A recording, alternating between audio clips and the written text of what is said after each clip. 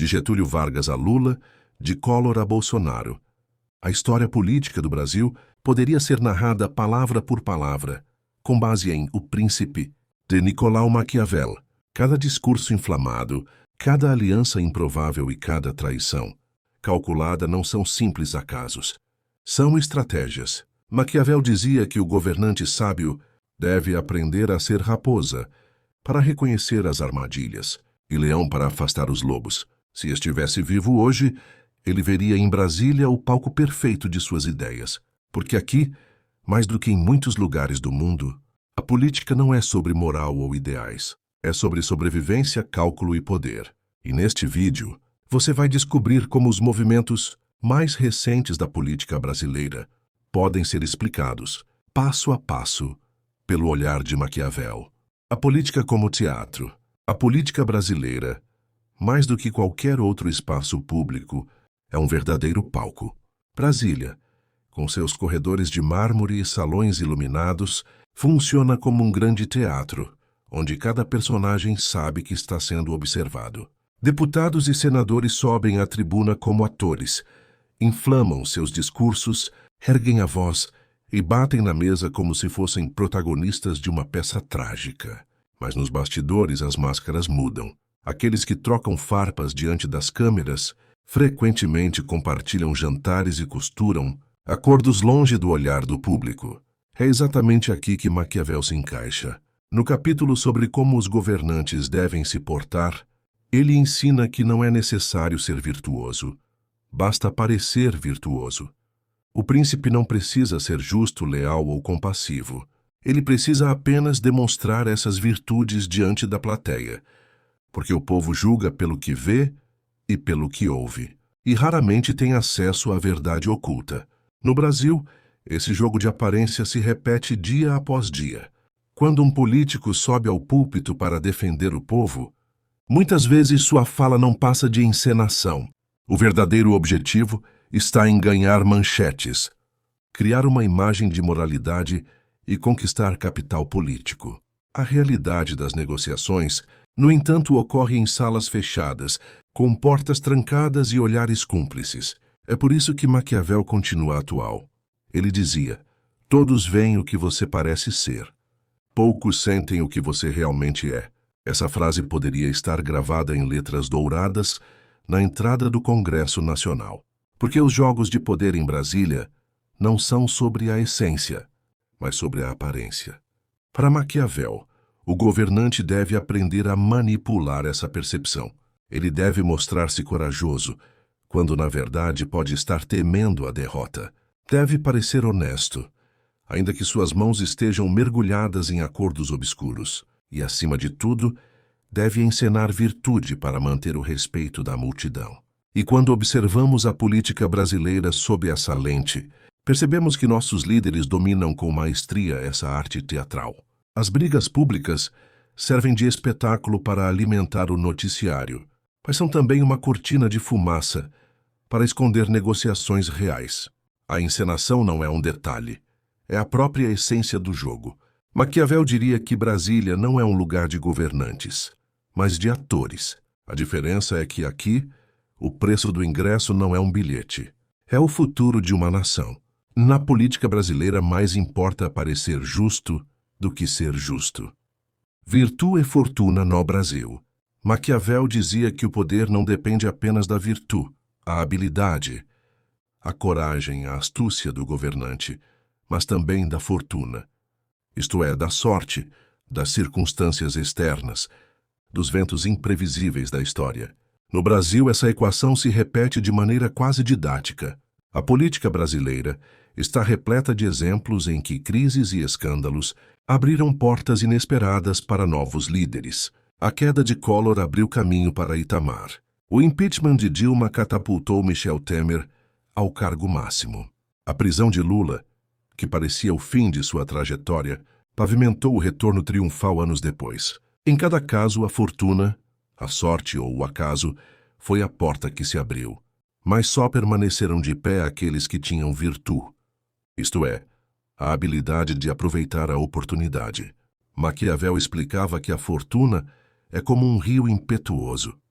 Quando rompe os diques, arrasta tudo em seu caminho.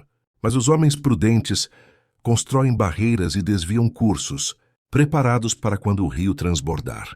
Em Brasília, os políticos que sobrevivem às tempestades são exatamente aqueles que, antes da cheia, já prepararam suas margens. No Brasil, quem não possui virtude é engolido pela própria sorte. Políticos que ascenderam rápido demais, embalados por uma onda popular, desabaram quando não tinham estrutura para sustentar o poder. Já outros que pareciam derrotados ressurgiram justamente porque tinham construído uma base sólida de alianças, narrativas e estratégias. Virtude e fortuna são, portanto, irmãs siamesas no jogo do poder brasileiro. O acaso abre a brecha, mas apenas a habilidade mantém a porta aberta. Brasília é palco de líderes que surgem das cinzas e de figuras que desaparecem da noite para o dia. Maquiavel veria tudo isso como prova de que a sorte existe, mas só favorece os que sabem aproveitá-la. O povo costuma acreditar que as mudanças políticas acontecem de repente, por milagre ou desgraça. Mas o que está em jogo é um cálculo mais frio. A sorte é apenas o estopim. A virtude é o que transforma o estopim em fogo duradouro. A sorte pode abrir portas, mas só a habilidade garante que você permaneça dentro delas. O medo como ferramenta. Maquiavel escreveu uma das frases mais polêmicas e discutidas de toda a teoria política. É melhor ser temido do que amado, se não puder ser ambos. Essa ideia nunca foi apenas uma provocação filosófica. Foi uma observação prática sobre como os governantes se sustentam no poder. E quando olhamos para a política brasileira, percebemos como essa lógica está presente em cada campanha, em cada discurso, em cada promessa feita ao povo. O medo é um recurso poderoso porque fala diretamente ao instinto mais básico do ser humano, a autopreservação. Quando a população teme a inflação, o desemprego, a violência ou até mesmo o avanço de um inimigo político, ela se torna vulnerável àquele que promete proteção. Brasília entendeu isso há muito tempo. Nossos líderes sabem que o eleitor movido pelo medo aceita concessões, tolera sacrifícios e se agarra ao governante que promete segurança. Durante períodos de crise econômica, discursos sobre a ameaça de caos são usados para justificar reformas impopulares.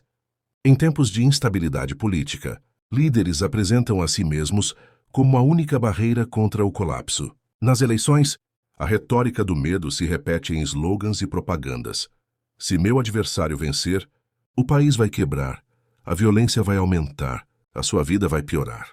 Maquiavel já alertava que o governante prudente precisa, acima de tudo, evitar ser odiado. O medo, quando bem dosado, mantém a ordem sem necessariamente provocar ódio. E os políticos brasileiros exploram essa linha tênue com maestria. Instigam o temor do inimigo, mas se apresentam como a muralha de proteção. É por isso que vemos campanhas onde o foco não é o que o candidato vai construir, mas sim o que ele vai impedir que aconteça. Não se promete apenas progresso, mas se alerta contra a desgraça. O medo molda o voto, direciona a opinião pública e cria lealdades frágeis mais eficazes. E aqui está o ponto crucial. O medo não é apenas um instrumento eleitoral, mas também um mecanismo de governabilidade. Medo de perder benefícios, medo de ser excluído de alianças, medo de represálias políticas. Tudo isso mantém parlamentares alinhados e partidos sob controle. Se Maquiavel observasse o Brasil de hoje, ele veria que seus conselhos continuam vivos. O governante que sabe usar o medo nunca governa sozinho. Governa com a colaboração de uma população que prefere se submeter a arriscar a própria segurança. No Brasil, o medo é a moeda mais valiosa da política. A esperança como arma. Se o medo é uma das ferramentas mais poderosas da política, a esperança é sua irmã inseparável. Maquiavel compreendia que os governantes precisavam equilibrar os dois sentimentos para se manter no poder, usar o medo para controlar, mas também oferecer a esperança para inspirar. A política brasileira é um exemplo claro dessa dualidade. Campanhas eleitorais raramente sobrevivem apenas do discurso do medo. O eleitor precisa acreditar em algo que o motive a sair de casa e votar. É aí que entra a esperança. a promessa de mudança, de progresso, de um futuro melhor. No Brasil, slogans e narrativas sempre se apoiaram nesse recurso emocional. Dos 50 anos em 5, de Juscelino ao Esperança vencerá o medo, usado em eleições mais recentes. A promessa de um amanhã melhor sempre foi a moeda mais valiosa de campanha. A esperança, no entanto, não precisa ser realista. Ela pode ser apenas uma fagulha, uma narrativa bem construída. Para Maquiavel, o governante deve manipular a imaginação do povo, fazê-lo acreditar que um destino grandioso está ao seu alcance, mesmo que ele nunca se realize. Porque enquanto o povo espera, ele aceita. Enquanto acredita, ele suporta.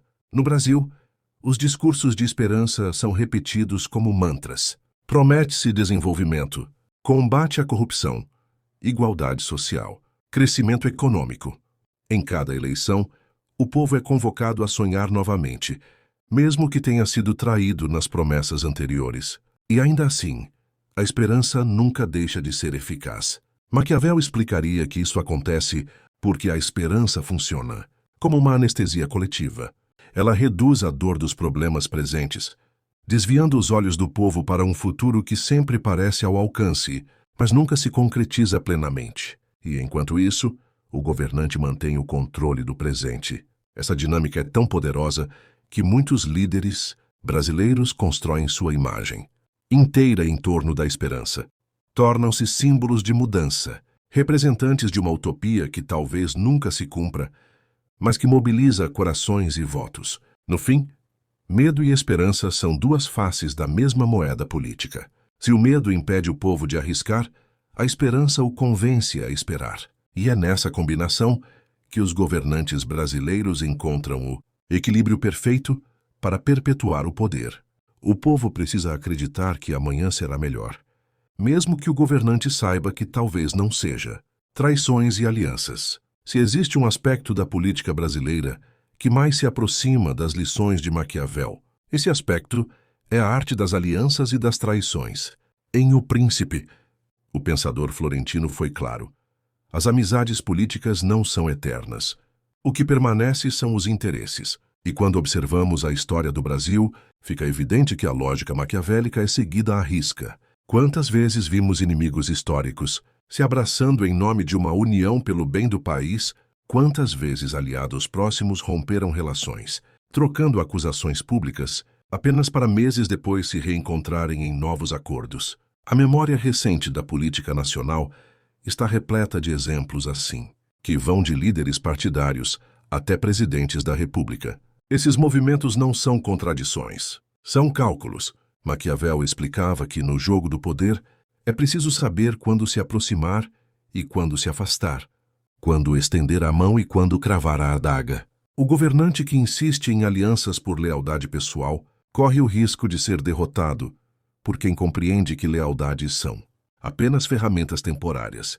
No Brasil, alianças são formadas e desfeitas com a velocidade de um ciclo eleitoral. Coalizões imensas se erguem para sustentar governos, mas basta o cheiro de fraqueza para que os mesmos aliados pulem fora, deixando o governante à deriva. Assim, a traição não é exceção, é regra. É parte essencial do mecanismo que mantém o jogo funcionando. Basta lembrar dos grandes momentos de ruptura política. Presidentes que perderam apoio de sua base, líderes traídos por aliados que viram mais vantagens em mudar de lado, partidos que abandonaram governos para se reposicionar estrategicamente. Cada um desses episódios poderia ser narrado em paralelo com os capítulos de O Príncipe. Maquiavel, ao observar esse cenário, diria que o governante prudente nunca deve confiar totalmente em ninguém. Deve usar os aliados enquanto for conveniente, mas estar preparado para o momento inevitável da ruptura. E da mesma forma, deve trair antes de ser traído, garantindo que a iniciativa esteja em suas mãos. No Brasil, não são raros os discursos emocionados de reconciliação, seguidos de novos embates meses depois. Isso porque a amizade política não é feita de sentimentos, mas de interesses momentâneos. O que une hoje pode separar amanhã. O que separa hoje pode unir novamente no futuro. Na política, não existem amigos eternos, apenas interesses permanentes. O povo como plateia, Na visão de Maquiavel, o povo raramente é protagonista. Ele é plateia. Assiste, aplaude, vaia, reage. Mas quem escreve o roteiro e encena a peça são os governantes. No Brasil, essa metáfora encontra sua expressão mais clara em Brasília, onde o espetáculo político é cuidadosamente preparado para ser consumido pelo público. O povo acredita que participa ativamente das grandes decisões, mas na prática, sua influência é limitada. O que chega à população é a narrativa moldada pelos políticos, filtrada pela mídia e intensificada pelas redes sociais. As grandes votações, os discursos inflamados, as entrevistas e até as brigas públicas são parte de um espetáculo maior. O eleitor vê o que os atores desejam que ele veja e reage exatamente como o roteiro prevê. Maquiavel explicava que o governante precisa compreender essa dinâmica. Não basta governar. É preciso parecer governar. Não basta tomar decisões. É preciso transformá-las em símbolos que alimentem a imaginação popular. E Brasília é especialista nisso. Cada cerimônia, cada pronunciamento, cada gesto calculado é construído como parte de uma encenação para manter a plateia entretida e sob controle.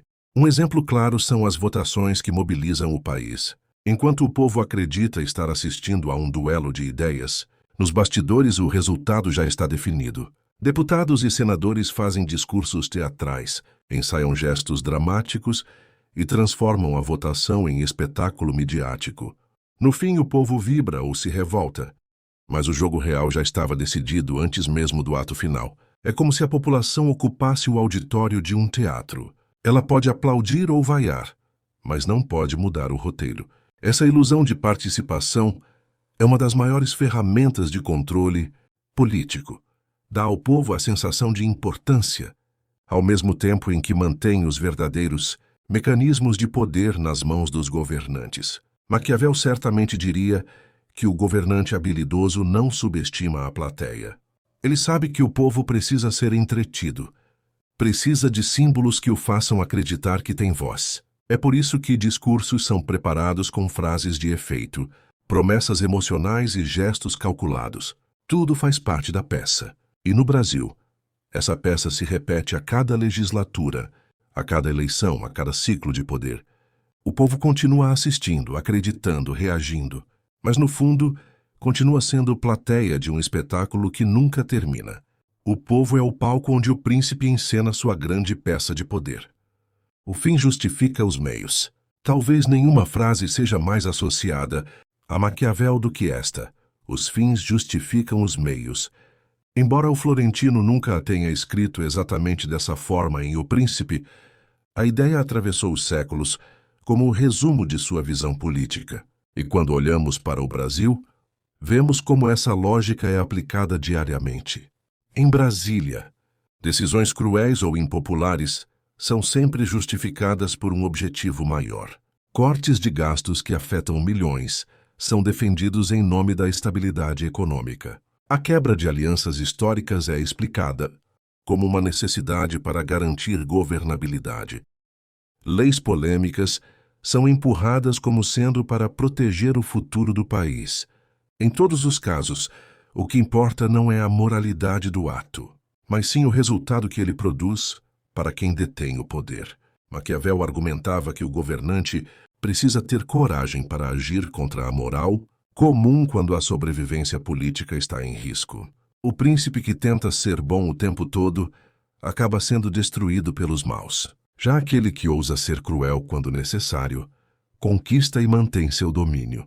Essa visão dura e pragmática ecoa em quase todos os episódios marcantes da nossa política. Do impeachment de presidentes ao abandono de antigos aliados, das decisões judiciais que mudaram destinos de campanhas até os decretos emergenciais que restringiram liberdades. Cada movimento pode ser interpretado como a aplicação da máxima maquiavélica. Se o poder é o fim, qualquer meio é aceitável. E é isso que o povo presencia, mesmo que raramente perceba. Quando vê uma decisão polêmica ser tomada, pode até se revoltar por alguns dias. Mas quando os resultados aparecem, ou quando o governante consegue manipular a narrativa para que pareçam positivos. A lembrança da crueldade se apaga. O que permanece é o efeito final. Maquiavel nos ensinaria que, no Brasil, o poder não é preservado pelos que se preocupam em agradar a todos, mas pelos que sabem agir com frieza quando necessário. A política brasileira prova diariamente que os meios só têm valor se garantirem a continuidade do jogo. Na política brasileira, os fins sempre justificam os meios.